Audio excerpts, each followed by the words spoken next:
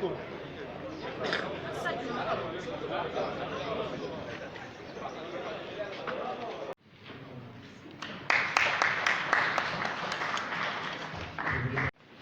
de libération du Congo. Nous allons passer la parole donc au secrétaire général de CID qui va...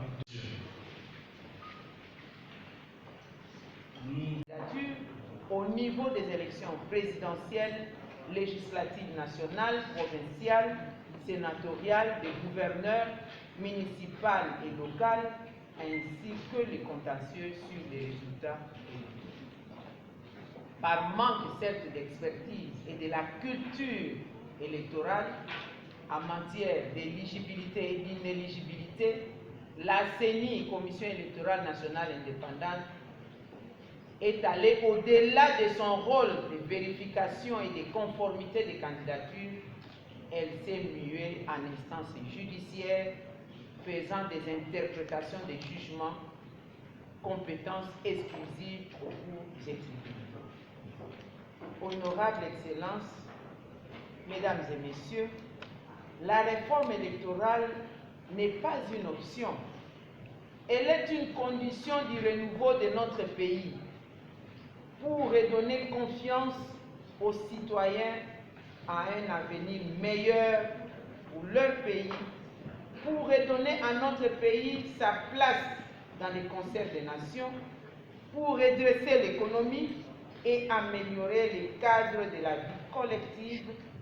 Une réforme ordonnée, assumée du processus électoral est indispensable. La réforme électorale n'est pas une tâche. Ces forums, dont les actes serviront d'ingrédients pour la formulation du prochain programme cadre de réforme de l'État, se veut un lieu de partage d'expériences en vue de capitaliser sur les choix stratégiques des réformes et de s'inspirer des bonnes pratiques ayant permis à certains États, pour la plupart ayant des caractéristiques similaires aux nôtres, d'enregistrer des résultats concluants et tangibles. Ceci repose sur l'intériorisation par tous des valeurs républicaines et un comportement politique qui intègre des valeurs morales. Ainsi, le MLC, Mouvement de libération du Congo, est disponible et prêt à apporter sa contribution pour les réformes électorales. Tous, animés par un sursaut patriotique, nous parviendrons à trouver un consensus national sur les réformes électorales efficientes. Le MLC propose que les conclusions de ces réformes soient coulées dans un acte d'engagement signé par tous. Le MLC accorde un grand prix à la cohésion nationale. C'est pourquoi il met en garde quiconque oserait dévoyer comme par le passé, pour des raisons politiciennes, les riches apports des uns et des autres qui seront coulés sous forme de résolution de ces forums sur les réformes électorales. Le MLC veillera donc aux côtés du peuple congolais au respect et à l'application des engagements qui seront souscrits à la fin de ces consensus nationaux. Avec Dieu,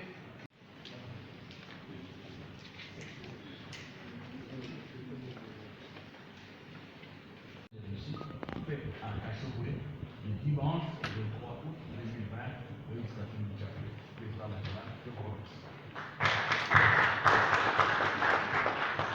Merci beaucoup, honorable Christophe de Toulouse, pour ce mot de groupe public, président. Pour nous est inacceptable. Car 60 ans d'indépendance aujourd'hui, il est inadmissible que nous en soyons encore en question sur la génétique du pouvoir, de son exercice et de sa dévolution alors que les règles constitutionnelles en la matière sont claires. Mesdames et messieurs, en acceptant de participer à la première journée de ce forum, nous pouvons une fois de plus nos bonnes dispositions à trouver ensemble un consensus sur toutes ces questions afin de remettre définitivement notre pays à la gloire. Et moi-même, saluons chaleureusement l'organisation de ce forum de haut niveau en vue de dégager un consensus au sein de la classe politique sur la réforme électorale en République démocratique du Congo. Nous saluons aussi le soutien constant de partenaires extérieurs au peuple congolais dans sa lutte pour la démocratie, l'état de droit et la bonne gouvernance au Congo, y compris aujourd'hui dans la recherche des consensus pour des élections apaisées, inclusives et crédibles. À tous ceux qui ont contribué face aux dynamiques sociopolitiques inhérentes à la vie des nations et aux mutations incessantes qu'elles imposent, aucun pays au monde ne peut se faire l'économie des réformes institutionnelles au risque de se condamner au déclin, sinon à la disparition à terme. Pour nous, la RDC n'en finira pas sitôt avec les réformes institutionnelles. Bien au contraire, elle doit les poursuivre afin de reconstruire son état déliquescent, de se doter d'une économie prospère et de consolider sa démocratie en gestation. S'agissant particulièrement des élections, il importe de souligner que la tenue régulière des élections libres, inclusives, transparentes et crédibles est une des composantes essentielles du régime démocratique d'une part, et la qualité des élections détermine inévitablement celle de la gouvernance d'un État d'autre part. Les élections chaotiques ouvrent la voie au cercle vicieux des crises politiques qui déstabilisent beaucoup d'États en Afrique et bloquent leur développement. À cet égard, l'histoire récente de notre pays et la crise post-électorale au Mali doivent inciter les dirigeants politiques que nous sommes à une plus grande prise de conscience de ces dangers et à une réflexion plus approfondie. La réforme de notre système électoral est devenue, par conséquent, une nécessité et une urgence nationale incontournable afin de consolider la paix civile, l'unité nationale et la stabilité des institutions de la République, de rétablir la confiance de notre peuple en ces institutions et de conférer aux élus de 2023 une légitimité immaculée. Distingués invités, 60 ans durant, les Congolais se sont battus pour l'instauration des régimes démocratiques, de l'état de droit et de la bonne gouvernance dans leur pays afin de protéger leurs libertés et droits fondamentaux et de se procurer le bien-être social. Des sacrifices énormes ont été consentis et beaucoup de nos compatriotes ont perdu leur vie pour cela. Ces 5 dernières années, notre peuple n'a cessé de revendiquer par des marches pacifiques, souvent réprimées dans le sang, la tenue d'élections transparentes et crédibles en vue de se choisir librement ses dirigeants à tous les niveaux du pouvoir. Personne de sérieux et d'objectif ne peut soutenir que les cycles électoraux de 2006, de 2011 et de 2018, émaillés des exclusions arbitraires, des irrégularités, des tripatouillages et des violences atroces, ont permis de satisfaire ces revendications et d'engager sensiblement la RDC dans la voie de progrès. Loin s'en faut, et beaucoup reste encore à améliorer. Nul n'a le droit de mépriser ces combats héroïques de notre peuple en tournant en dérision ses sacrifices et en crachant sur la mémoire de nos martyrs de la liberté et de la démocratie. Aussi avons-nous le devoir de poursuivre ce combat jusqu'à la victoire finale. À cette fin, il est impérieux, à l'occasion de ce forum, de répondre notamment aux questions suivantes. 1. Quel mécanisme instituer pour une commission électorale nationale véritablement indépendante et impartiale, et pour que la CENI cesse d'être perçue comme un champ de bataille pour la conservation ou la conquête du pouvoir, notamment par la corruption et la fraude. Qui est éligible à la CENI et comment compose-t-on la CENI? Comment faire pour que ne se reproduisent plus jamais les exclusions arbitraires comme celle de 2018, exclusions qui souvent conduisent, ici comme ailleurs, à des violences, sinon à la révolte? Comment mettre fin aux abus de pouvoir et des biens de l'État auxquels se livrent impunément les autorités publiques à des fins électorales? Comment garantir mieux l'égalité des chances à tous les compétiteurs électoraux? Comment garantir un financement suffisant et régulier des élections, surtout en ce temps de pandémie de Covid-19 qui appelle une allocation plus judicieuse de ressources publiques? Comment assurer la transparence de la gestion de ressources de la CENI et la redevabilité de ses dirigeants? Comment assurer la transparence, l'inclusivité et la crédibilité des élections? Quel mode de scrutin pour protéger l'intégrité du vote et donner au choix du peuple toute sa portée politique? Comment fiabiliser le résultat électoral? Quelle justice électorale pour une démocratie apaisée en RDC? Pour nous, Ensemble pour la République, dans le contexte de notre pays, on ne peut pas répondre efficacement à ces interrogations et aux demandes politiques pressantes de notre peuple. On ne peut répondre à tout cela que par une approche consensuelle qui, au-delà du cadre institutionnel, intègre des propositions des acteurs politiques et sociaux, institutionnels et non institutionnels, surtout pour une matière d'importance nationale comme l'organisation des élections. Au demeurant, les élections concernent tellement tous les Congolais que pour en laisser des débats aux seuls décideurs institutionnels. Tout le monde est concerné par les élections.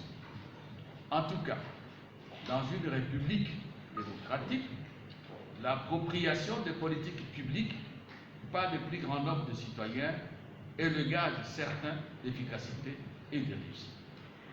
Distingués invités, ce forum ne fera date que si, premièrement, chaque participant transcende les limites étroites des familles politiques pour ne servir que la cause nationale. Deuxièmement, ces recommandations rencontrent la revendication des changements démocratiques exprimée largement par les Congolais et apportent une valeur ajoutée réelle à l'organisation des élections dans notre pays.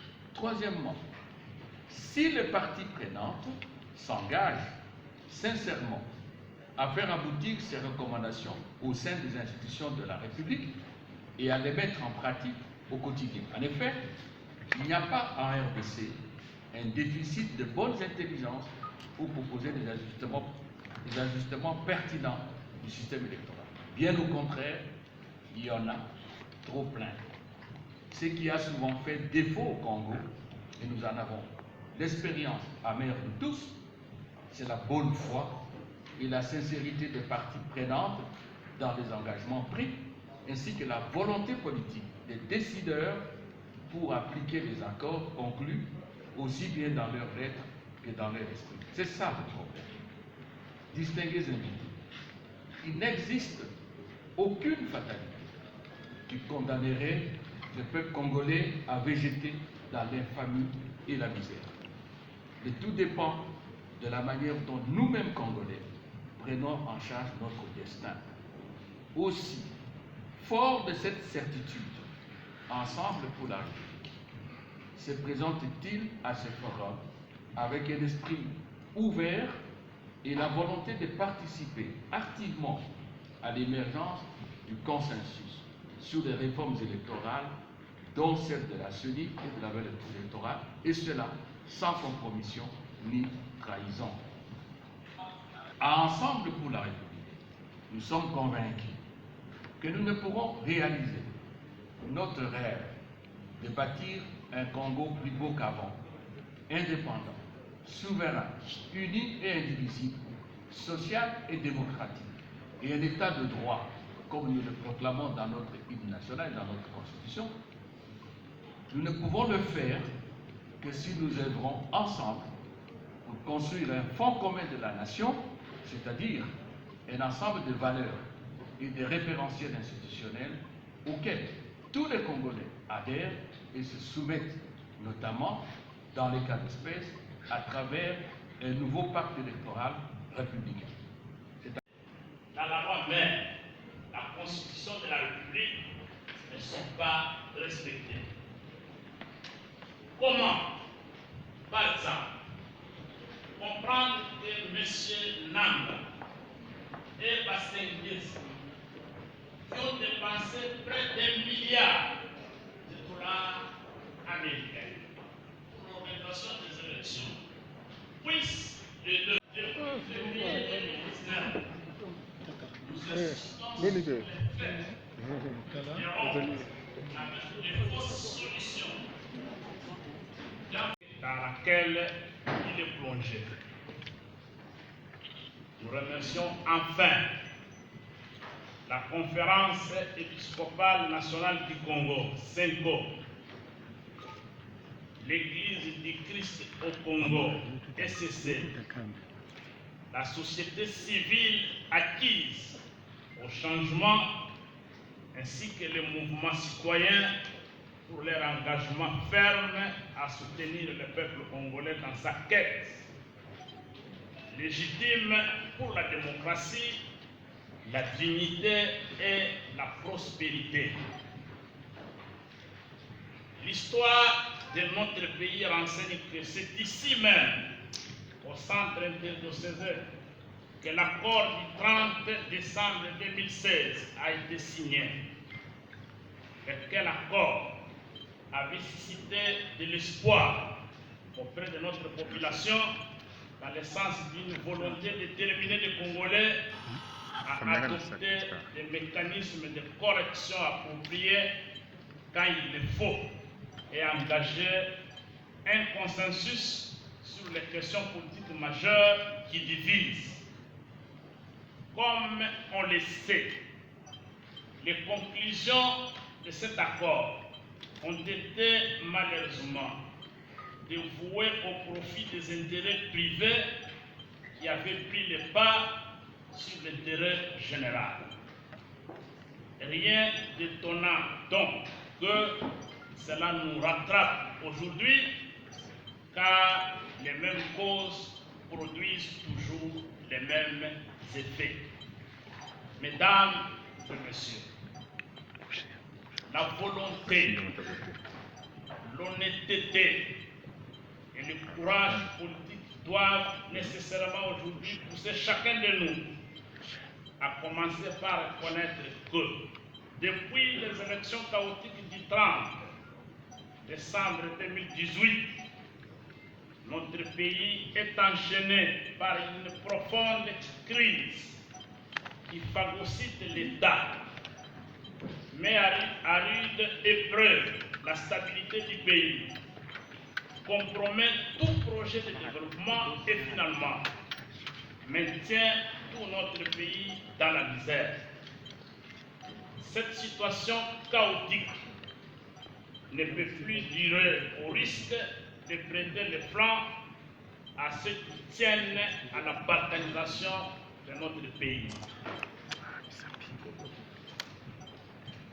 Nous sommes profondément convaincus que ce n'est qu'en posant les bons diagnostics que nous pouvons trouver des réponses idoines aux maux qui rongent notre pays. Par conséquent, toute solution de façade hypocrite, fondée sur le déni, inspirée par les dôles, ne pourra résoudre de manière durable la crise que nous traversons. Au contraire, elle risque d'enfoncer davantage notre pays dans le gouffre et de provoquer inéluctablement son implosion. Il est donc plus que temps de nous ressaisir tous, et chacun de nous doit prendre ses responsabilités pour protéger l'intégrité de notre héritage commun, afin de léguer aux générations futures l'immortel serment de liberté cher à nos pères fondateurs. Mesdames et messieurs, l'invitation qui nous a été lancée de participer à ce forum contient une note d'orientation et des termes de référence d'un séminaire.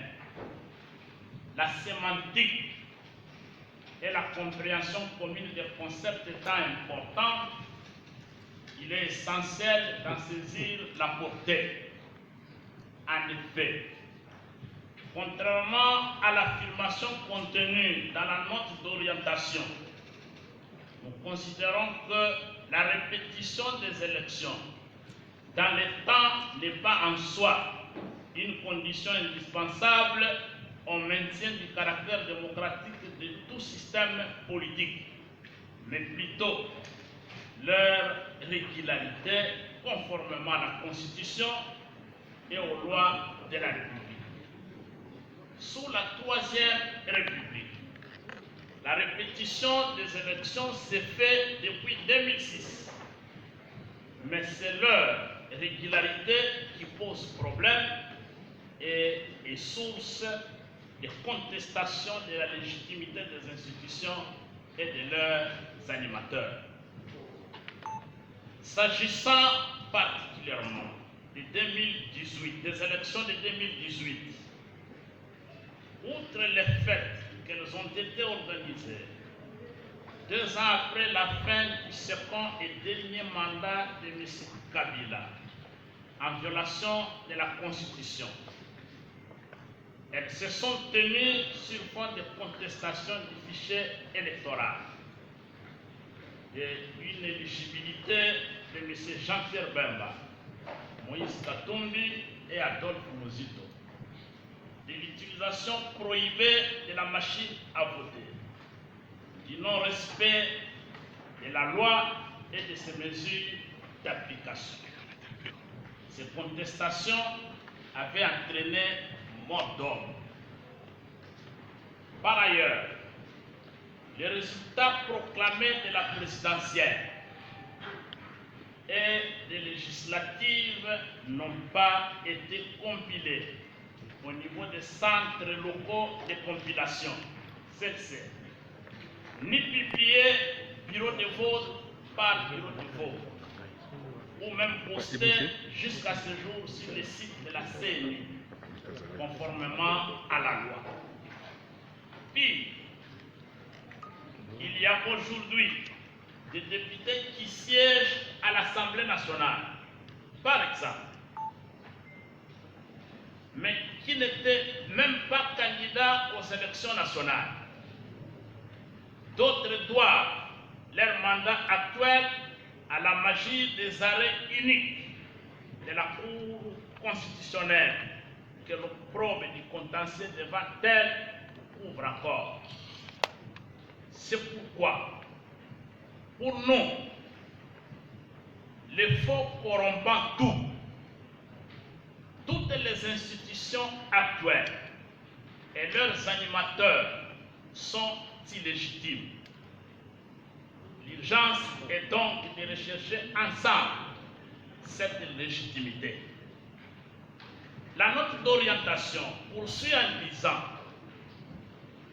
le projet de ce forum vise à améliorer le processus électoral et la proposition de réforme va se focaliser essentiellement sur la loi portant organisation et fonctionnement de la CENI et la loi portant organisation des élections en RDC. Au demeurant, depuis 2006, ces lois ont subi plusieurs modifications sans véritablement résoudre les effets pervers du système électoral dans notre pays. De quoi s'interroger si le vrai problème se situe au niveau des lois ou plutôt au niveau de la culture, des valeurs morales et d'intégrité de ceux qui ont la charge d'organiser les élections dans notre pays. D'une part, Oui,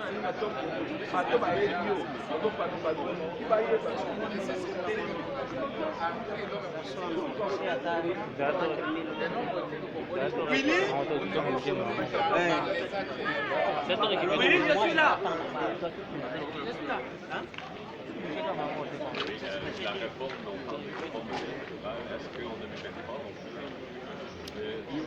est-ce qu'on ne met pas